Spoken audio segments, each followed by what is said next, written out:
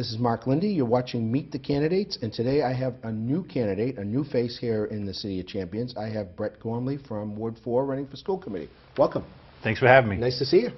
So there are 3 people in your race. I won't ask you to name your opponents because no one names their opponents. I interviewed one of them, and I'm hoping to get the third one so we can get everybody on TV. You are a school teacher presently, correct? Yes. Presently, actually, I'm filling in as an administrator this school year. Okay. And where do you teach? And what do you teach phys ed. Okay. I have a degree in phys ed. I went to Bridgewater State, and I'm wrapping up my master's in secondary education from Endicott. Good for you. Thanks. So, and you're in Boston Public? I'm in the Boston Public Schools. Okay. The John W. McCormick Middle School. Like they say, real estate, real estate, real estate, so it's education, education, education. Why do you want to be on the school committee? Well, I've always been very passionate about the Brockton Public Schools. As an adult, a young adult, I would work in different cities and towns, and I'd talk about the football team with my co-workers or some things that have gone on in Brockton. And you know, I've always been a source of information for a lot of my friends in the city because my father teaches at the high school. He has for about 18 years now, and it's just something I really care about. I've coached in the city for a long time, and a good chunk of that time was at Brockton High as a volunteer mostly. And it's just, I really care about the youth of the city in general, but especially our students in the Brockton Public School system. So what does your dad teach? English. English, okay, there you go. And I think there are a lot of people out there with your famous last name there that think Archie's related to you, but he's not a family member, right? No, but we're just going to start telling people we're related soon. There you go. He's a good guy. He's a great guy. He and I are involved with different things together. Okay. He's a nice gentleman. So your involvement in the city has been volunteer coaching. Any boards or committees or anything like that? Because you're going to find out with the Brockton School Committee, not only do you have your 2 meetings a month, you have subcommittee meetings, you have PACs and PTOs and all sorts of stuff to go to. I feel, and I'm biased, I'm a school committee member for Southeastern Voc-Tech. We're not as busy as the Brockton School Committee members. I know my school committee member, Tom Minicello, who happens to be the vice chair, he's out straight. There isn't a night, the first 2 weeks of the month, he's plastered. He's got so many different, not plastered in that sense, but you know what I mean. He's just out straight. Yeah. Okay, and he has a law practice, and he has young kids. He had a son who was, I think, number 2 in the class. Yep. Okay. That's a lot of work. You start your day really early. I do. Are you a glutton for punishment? I think I am, especially taking on the position that I've just taken on. I've put in, I've worked every day this week. You know, maybe I'm averaging 10 hours a day, and I've only been paid for 2 of them. But that's something that I bring to the table as a candidate is I really am passionate about education and making sure that the students that are in my care, whether it's on the school committee or it's in my school or on my team, get what they need and get the experience that they deserve. And it is a lot of work. I'd have to give up some things. I am on a board. I'm on one board. I'm on the Brockton Youth Softball board. Okay. I've been a member of that board for 3 or 4 years, so that's the one board that I have experience with. But you know, outside of athletics, I've done some volunteer work with churches and organizations. Coaching is really important. Coaching and mentoring. I know other candidates that are running for different offices that have been coaches. Yep. I know a candidate for mayor who was one of my son's coaches at one point. You know, if you think about it, Mayor Carpenter was very involved in sports in the community. Chris McMillan was very involved with Little League, North Little League. So I think there's a sports connection to everything. Absolutely. You're part of a team. There are 7 members of the school committee. It's not quite as big as the city council, where you have 7 ward members and then at large. It used to be the school committee was all at large and everybody from the west side was on it. So they kind of diversified for it. Ward 4 is an open seat. Patty Joyce is retiring. She's been there for quite a while. She started out as a parent activist before she got elected. How do you fill those shoes? It's going to be tough, I'll tell you. Patty is one of the best school committee members that I've seen in my lifetime. I've always paid attention to the school committee, being someone whose family's part of the school system, so I've watched a lot of meetings over the course of my life. And when I go to meetings or watch meetings that she's in, she's always asking the tough questions. And I know at the Davis School, which is really the big school in our ward, She's very active there. And I'm just trying to follow her blueprint. And she's been a great support to me. She's really backed me 100%. That's been a huge help to my campaign, is having her support out in the community. People know who I am because she's telling people, and she's given me a lot of advice. And you know, she's open to me, open to advising me in the future, which will be a great help. But as a member of the PTA at the Davis School, I know that she was at almost every meeting, unless there was a school committee meeting or something like that. And being involved in things in the ward is really important, as well as the whole city. Now, when you're sitting on the other side of the table, if you're successful, what's the #1 thing that you think you need to start working on in the Brockton Public School System? We have a great school system, but we sometimes lack the resources. We need to fund them.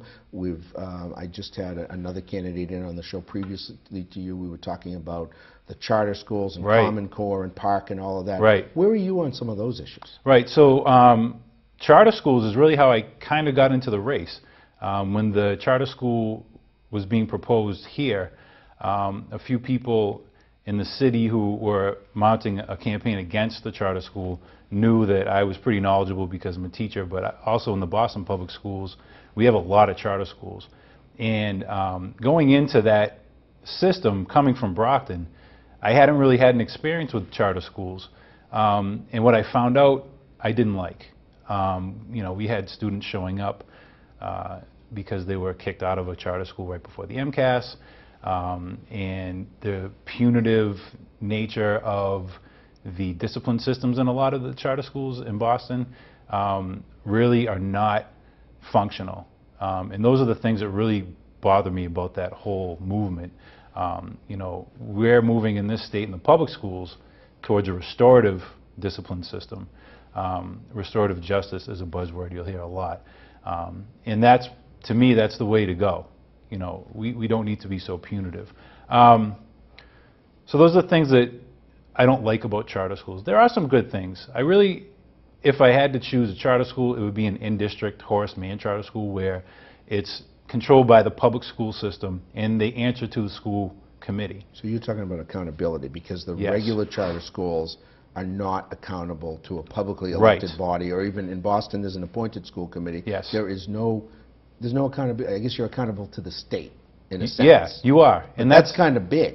And by the time the state comes in, a lot of times it's too late and the school has failed, right? And all those students that have been in that failing school, their education, they don't get to have a do-over. You know, when you experiment with education, students' lives keep going. You can't come back and say, well, let's fix this. You know, they move on to the next grade, or they've even left the school. I had a conversation with a friend of mine who got hired at a charter school in Massachusetts, and he was asking me questions about what are the bad things and the good things about charter schools, and he was telling me the things that he was experiencing, and it was just like I was reading an anti-charter school pamphlet or something like that. All the bad experiences that I had heard from other teachers, he was experiencing. So it kind of validated my stance on that. I really am a fan of the public schools. We have an institution, a public institution, and we need to keep it public. Private schools should be private. Let's keep our public dollars with our public school systems. It's an investment in the community. You know, that's the biggest thing. Our community, it springs up from the public schools. If we have a good public school system, we have a good community. And it all ties hand in hand. We've been able to fight off a lot of negative things that have been going on in a lot of the urban areas because we have such a good school system. When I worked at DYS, at the Y for a while, I worked there for 5 years.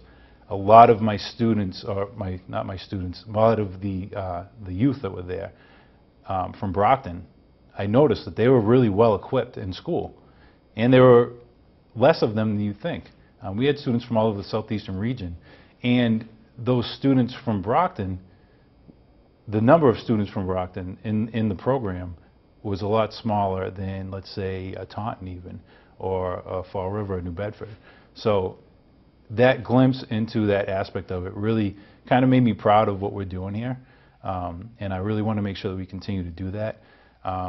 As far as Park and Common Core, I'm against that. I really hope that the Board of Education votes to stick with MCAS. I like the fact that MCAS is written by Massachusetts people.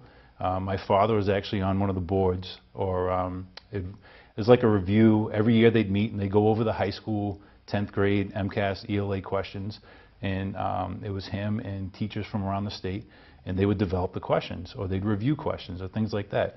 We have PARCC, it's a national test, right? And you have people who, a lot of the times, aren't even teachers in public schools. It's a lot of college professors and academics, and even people from nonprofits. To me, every policy that we have in education should be bottom up. It should be teacher driven. It should be community driven. When we have policies that are top down and they're driven by politicians, they usually fail because they're not the experts, right? One of the reasons why I want to fill this seat is because, while I'm not an expert in the field, I would be an expert on the school committee on a lot of the issues that are going on in the schools, because I have a unique perspective being a teacher and being an administrator now. I've had an inside-out look at the school system for a really long time. What are you hearing? I'm assuming you're out knocking doors, talking Yeah. to people, talking to parents, being on a PTO or a PTA or whatever at a school. So you have children in the school Yes. system right now? Yep. Okay. I have 2 daughters. 2 daughters. One is in the 8th grade at the Davis. She just started. And my youngest is going to start kindergarten in about a week and a half at the Davis. In full day.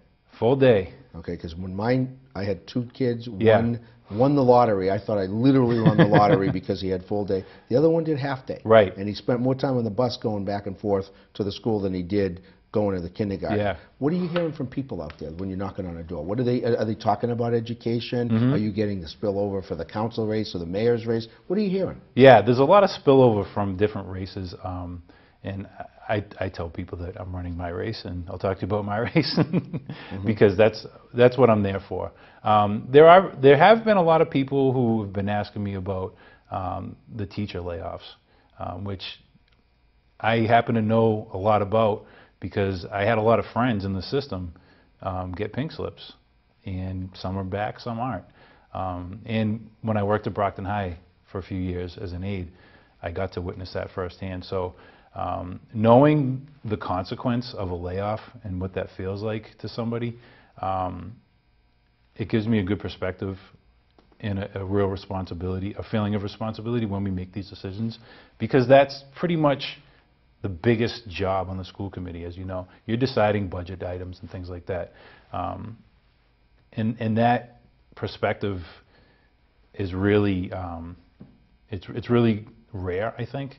So that's the big issue that people have really brought up. Funding, some people have asked me about the funding, the Chapter 70 funding, and about the lawsuit that is still open and may be reopened, or revisited, excuse me. So that's an issue that people have asked me about. A lot of people have been complaining about administrative salaries. A lot of people in the city feel that there's a bloat. That was at my Central. next question. You're in a huge system in Boston. Right. Administration galore, massive, massive system. Yes. We have a big system too. Yes. Do you think there's too much administration, not enough people on the ground? What do you think? What are you hearing, and what are your observations? I think that we could definitely streamline the system. I think that there's some things that can be changed where we could get more people in front of children and less people downtown. I don't know exactly how that would happen. That wouldn't be something that I would decide as a school committee member. But let's say I'm in the position to choose a new superintendent.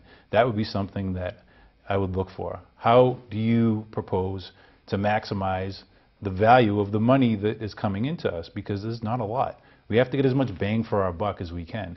And I feel like we're doing an okay job, but I think we could do a much better job. Middle school sports. You're a phys ed guy. I'm a middle school phys ed teacher Right. and a middle school coach. First of all, before we get into middle school sports, Yeah. what do you think about middle schools in Brockton? And what do you think of we get different models all over the city. Right. Some are K through 5, some are K through 8. Yep.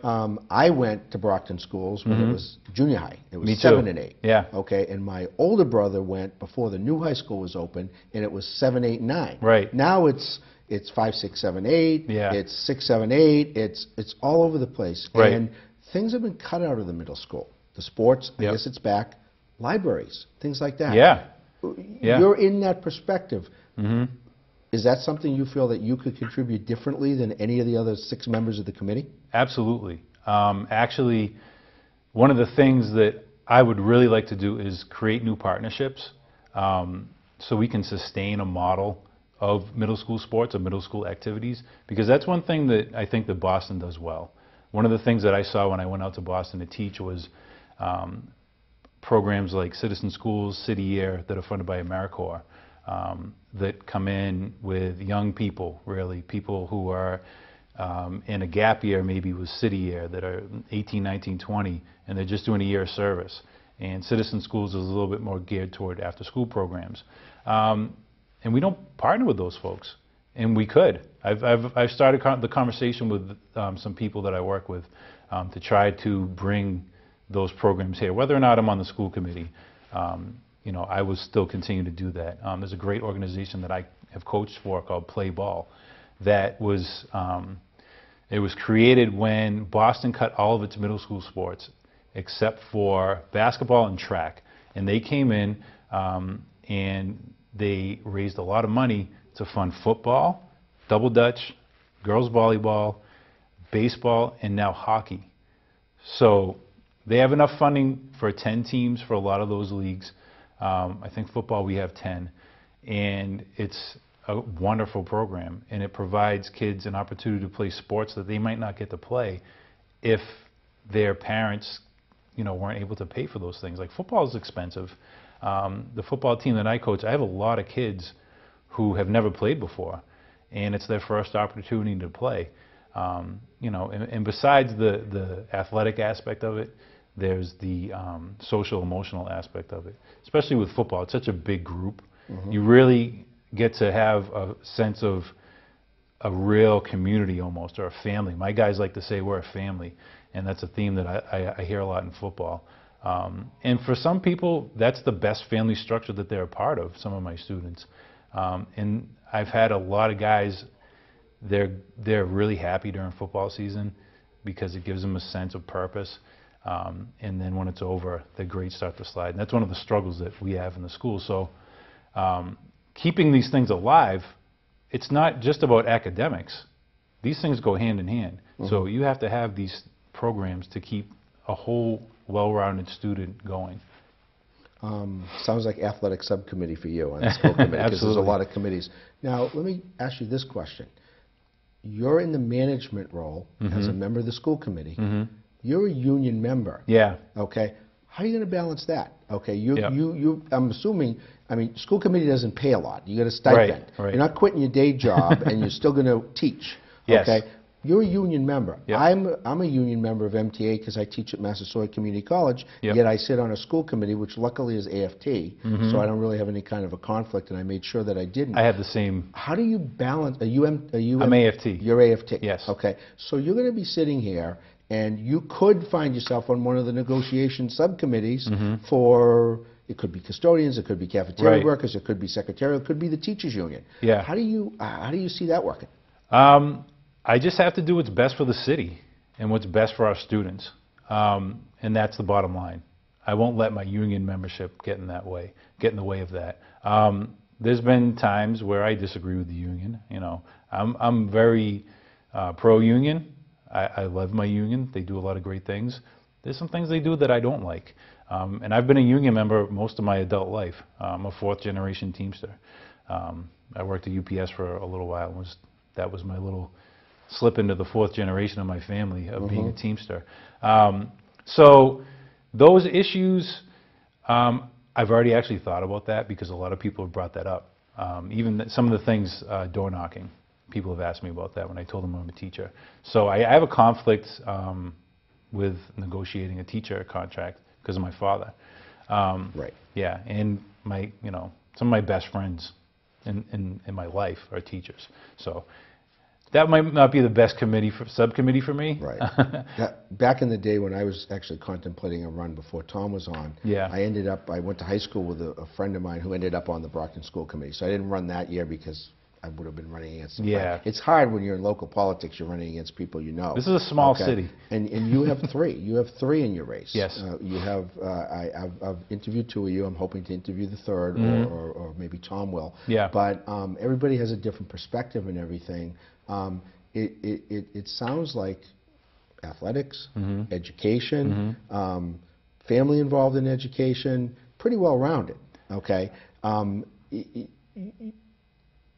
How did you make the decision to jump into the race to begin with? Yeah, so like I said earlier, I got involved with the charter fight. I've always been involved in the school system somehow, so I've always paid attention to what's going on with the schools and the school system and the school committee.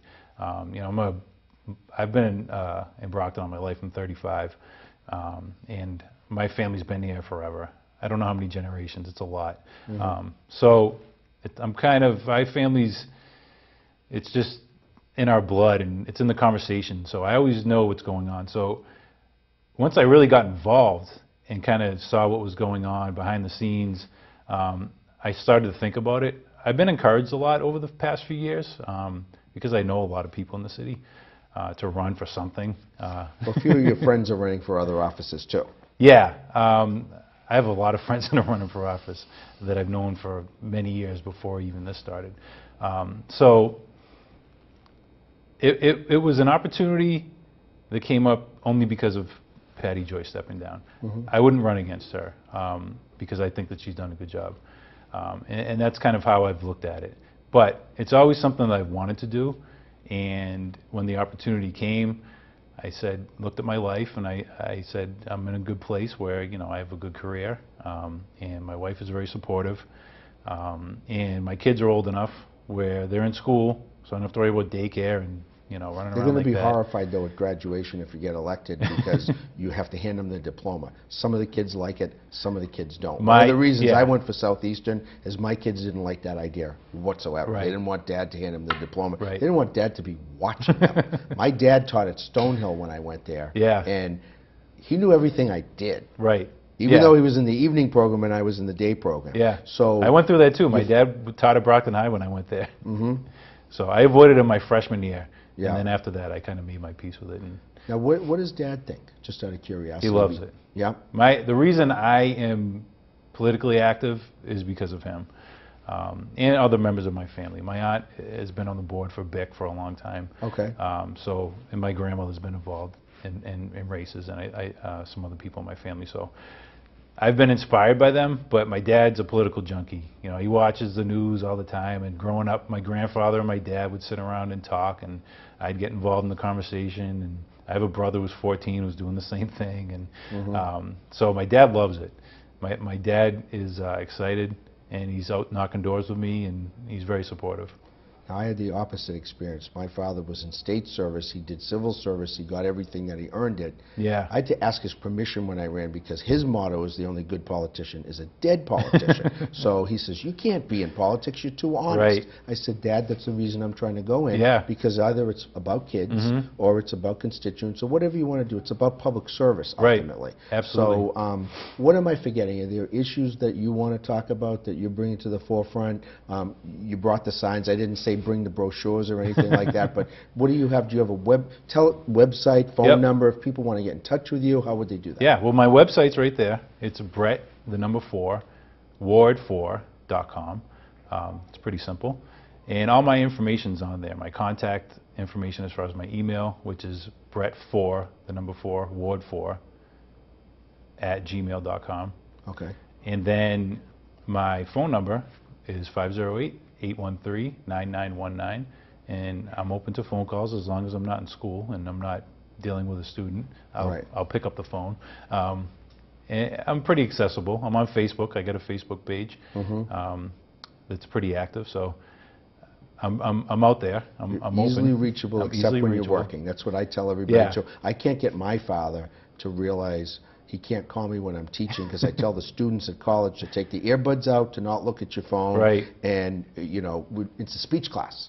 So Yeah. you got to be paying attention to each other and to me. Yeah. It's a hard thing. And my father thinks my phone's an answering machine and I don't want to talk to him. I said, no, that doesn't work that way. It's kind of crazy. So look, I think I got the 3-minute cue, Okay. 5-minute cue. Okay, so Other issues to talk about? Anything like being involved with the? Is it a PAC or a PTA? It's a PTA. It's a PTA, Parent Teacher Yep. Association, and Yep. you said Davis, right? At the Davis. So your kids have been, one child has been there for a while. Yeah. What have you heard over there? If you've regular attendee of the meetings, some of them are just fundraising, some of them are just advocacy. Talk about the one that you're involved with. So the one I'm involved with is great. It's been very strong since my daughter entered the school in, I think it was 2007. And when I got in, the PTA was winning awards in the city, and it was great, and it still is great. I've kind of my involvement has gone up and down as my life has changed, but you know, as of late, I've been more involved. But they've been more of a fundraising unit, I guess, or committee. They do a lot of great fundraising, but they also hold Fun Day, and they hold you know, different things for the students and the staff. And they're very supportive of just the whole school, and they're great for supporting a culture of community involvement in the school, which is really good. They've done some really good things, like replace things in the playground, having installations repaired out there. So they're a pretty well-rounded PTA. And Darlene Campbell, the principal, is there at every meeting. That's what I was going to ask you. Yeah. You got a great principal over She's there. awesome. I don't want to cut you off, but I want to give you the 2-minute cue so you can talk directly to the voter and why Brett Gormley for school committee in Ward 4. Okay. Well, I feel that I would be the best choice for the school committee for Ward 4 because I am somebody who knows the community, I know the city, and I know the school system. I know this school system probably better than the one I work in because it's smaller and I've been in it for a long time. I have people that I know or I'm friends with in almost all the buildings in the city.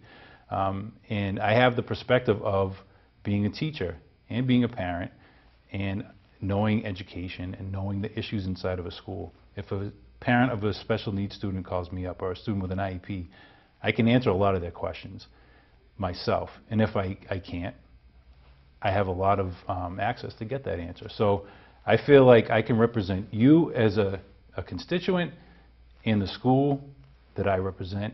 I can represent the teachers and the faculty well because I know the 360 degree. When I get in front of people, that's really the message that I want to deliver, is that I can advocate for you better than anybody else because I'm a parent, I know the system, I know education, and I will fight for you because that's what I'm here for.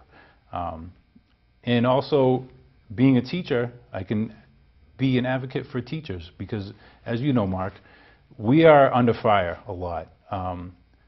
So I feel like that's one thing that I can bring to the table too, is that we can have a really good representation of every point of view.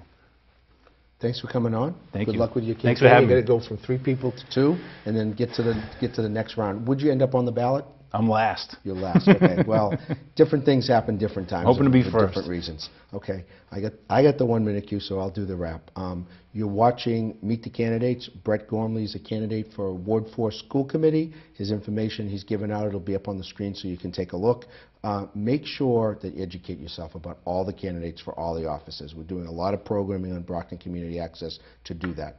Most of all, ask questions, ask your friends and neighbors, but go out there on Tuesday, September 22nd. It's preliminary election day. It's the first round of 2. November 3rd is the second. Make sure you go out and do your civic duty and vote. Thank you.